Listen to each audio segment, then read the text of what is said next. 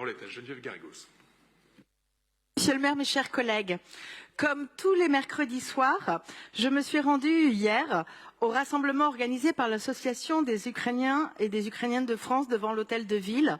Comme vous le savez, notre soutien est essentiel et nous ne devons pas oublier celles et ceux qui sont sous les bombes à Kiev, à Kharkiv ou ailleurs, pour rappeler qu'une guerre est à nos portes et que ce qui se joue dans cette guerre, c'est rien moins que l'avenir de l'Europe et les valeurs de la démocratie. Si cette guerre nous semble lointaine, elle n'est pas si loin de nos portes. Elle continue de faire des victimes civiles en grand nombre.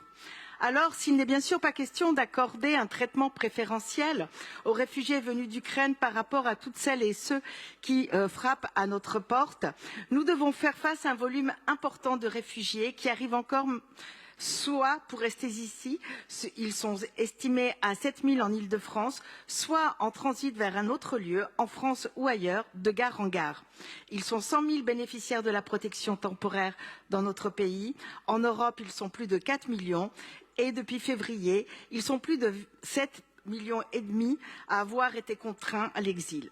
Beaucoup passent par Paris et sa région, arrivant principalement gare de l'Est ou du Nord, pour rejoindre d'autres gares. Montparnasse, gare de Lyon, pour aller vers l'Espagne et le Portugal ou d'autres pays. Pour leur permettre de faire une halte pendant ce transit, leur offrir l'occasion modeste de se restaurer, de dormir.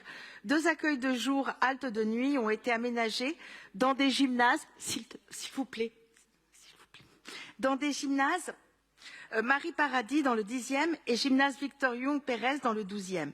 Il y a aussi eu un travail conséquent pour assurer le dispositif Accueil Ukraine et de nombreux volontaires ont été mobilisés et coordonnés par la Fabrique de la Solidarité afin de traduire, orienter, accueillir, faire le lien avec les services de soins ou d'hébergement.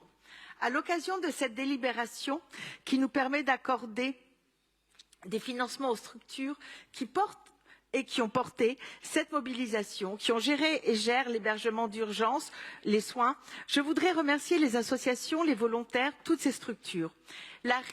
L'hiver arrive et Kiev est à 2000 km, c'est-à-dire à nos portes. Rappelons-nous, dans les moments qui viennent, leur combat pour la liberté et la valeur de la solidarité.